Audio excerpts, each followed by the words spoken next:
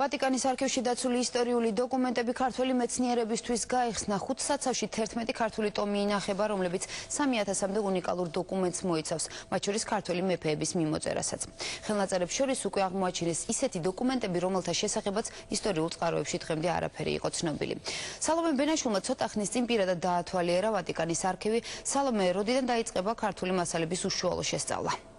მასალების უშუალო შესწავლას დელეგაციის წევრები უკვე შემოდგომიდან დაიწყებენ. ისინი ხელმეორედ გაემგზავრებიან, უფრო ხანგრძლივი ვიზიტი იქნება ეს და უკვე მზად არის სამოქმედო გეგმას, რომლის მიხედვითაც უნდა მოხდეს ყველა იმ დოკუმენტის შესწავლა, რომელიც ინახება ვატიკანში უკვე საუკუნეების განმავლობაში და მის ქართველი მეცნიერებისთვის და ისტორიკოსებისთვის ამ დრომდე მიუწვდომელი იყო. დაახლოებით 3000-მდე დოკუმენტი არის და ისტორიკოსები არ გამორიცხავენ, რომ ამ მასალებში ჩვენთვის უცნობი, ჯერ კიდევ უცნობი მასალებიც და ძალიან მნიშვნელოვანი დოკუმენტები აღმოაჩინა, რაც შეეხება პირველი ვიზიტის შტაბ-ეჭდილებებს. სამკაციანმა ჯგუფმა იქ 10 დღე გაატარა და პირველი შტაბ-ეჭდილებები დღეს ჩვენი თანდასწრებით კულტურის მინისტრ ნიკა რორუას გაუზიარა. ჯორჯიან გეორგია თქვა და აქ იწყება ამ ტომების შემონათვალი.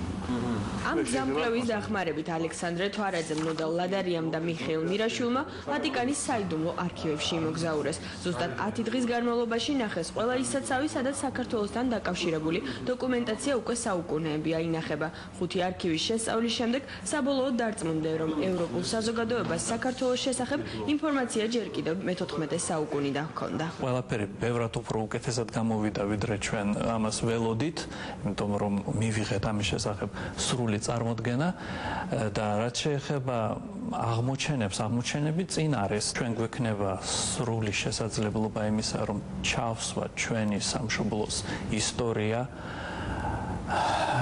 მაგალითად ევროპულ და არა მარტო ევროპულ კონტექსტში.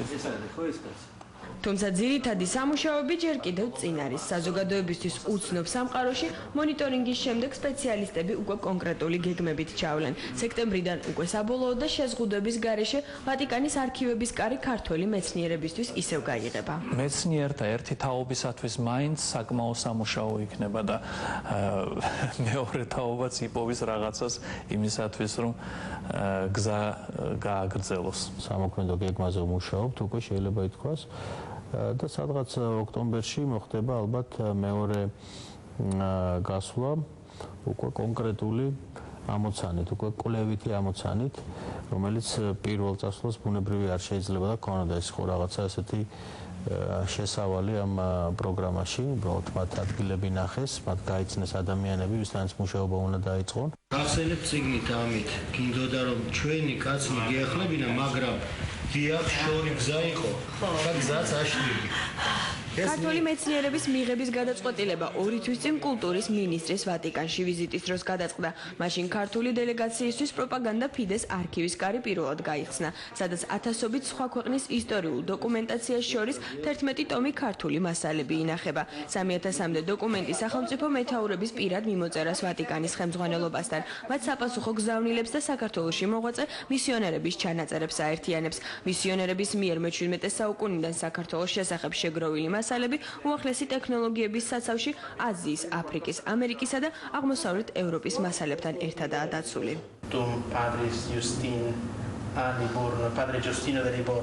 ქართული დელეგაციის წევრებმა ისეთი დოკუმენტებიც აღმოაჩინეს, რომლის შესახებაც ისტორიულ წყაროებში არაფერი იკითხება.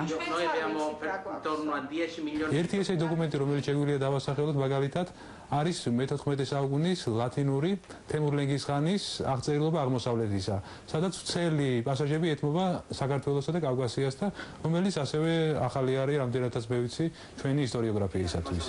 ალექსანდრე თვარაძე დარწმუნებულია, რომ კვლევის დაწყების პროცესში კიდევ უფრო მეტ უცნობ მასალას აღმოაჩენენ. ვატიკანის 5 არქივში დაცული მასალებიდან ქართული საზოგადოება მხოლოდ მისიონერი დეკასტელის ჩანაწერებს იცნობს.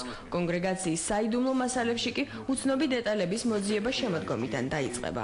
ჩვენთან არის სულ რაღაცას ვთქვათ ისეთ, რომ აღმოჩენა უნდა იყოს და თუნდაც მცირე მასალაა ვთქვათ საქართველოს ისტორიაზე, ჩემი აზრით არის უკვე ძალიან ძვირფასი ასე ვთქვათ მონაპოვარი ჩვენი ისტორიოგრაფიისთვის. ხელახალი ისტორიაზე რა თქმა ამისი არც აუცილებლობა და არც ის არ არის ვთქვათ, მაგრამ ძალიან გაამდიდრებს ეს ყველა ისტორიოგრაფიის ყველა დარგში ჩემი აზრით ჩვენ შესახებ არსებულ მონაცემებს. სამი უნივერსიტეტია წარმოდგენილი, როგორც ვიცით, თავისუფალი უნივერსიტეტი, ილიას უნივერსიტეტი და ივან ჯავახიშვილის სახელობის სახელმწიფო უნივერსიტეტი.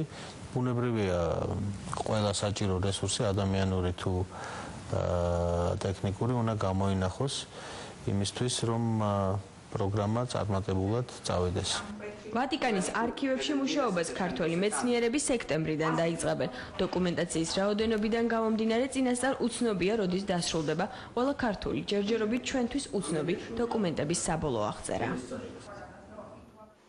როგორც უკვე მოისმინეთ, შემოდგომიდან ხანგრძლივი სამეცნიერო სამუშაოები დაიწყება ქართველი ისტორიკოსებისა ვატიკანში და სავარაუდოდ ამ პერიოდიდან უნდა ვიგულისხმოთ, რომ ქართული საზოგადოება ძალიან საინტერესო და ბევრი აღმოჩენის მომსწრე გახდება.